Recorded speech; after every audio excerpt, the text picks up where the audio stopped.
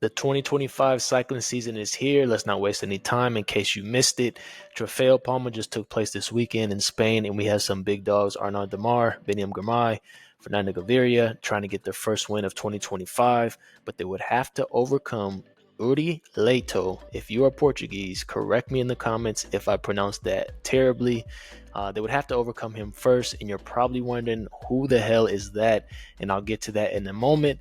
Let's hop over to the 3.1K mark. We see the lead out train still trying to get control of the race. We have the Caja Rural riders on the MMR bikes, Intermarché Wanty on the Q bikes. EF is up there as well. Gaviria's lead out man is looking for him, and at the moment he is a little further back with his other lead out man.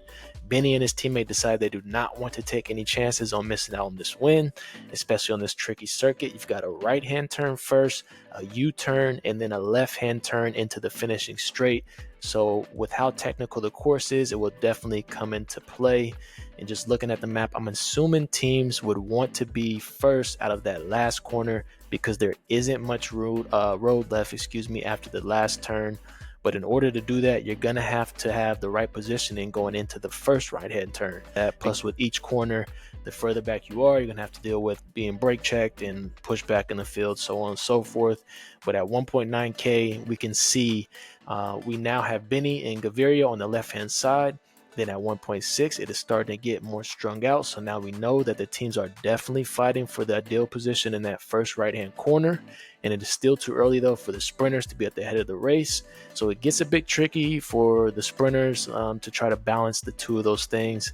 But if we fast forward, going into that corner, we do see Beniam is there in a good position. Gaviria's lead out man is up there. Gaviria is still a little bit further back again. So now he's going to have to try to move up and make up wheels in these upcoming straights.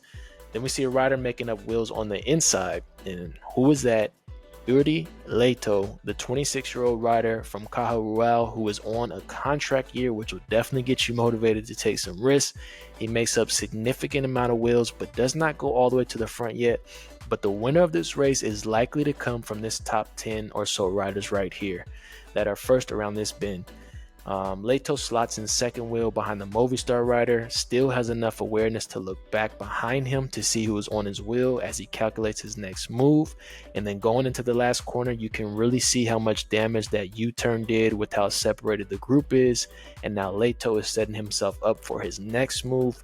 He gets the jump out of the corner, takes a flyer, and that's pretty much game over right there with the field hesitating.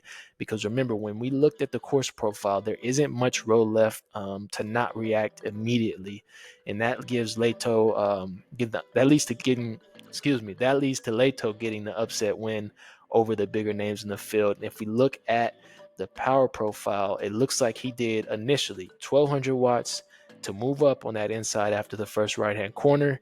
Then another 1300 watts to get that initial separation going into that, or coming out of the last turn, and then he had to do another 820 watts when the field started to close in on him to hold it to the line. And why not take a chance like this when you're one of the smaller teams? Roll the dice, see what happens. It's good marketing for the team, gets good confidence going for the rest of the season. And let me know what you guys think about this performance. I'll see you in the next video.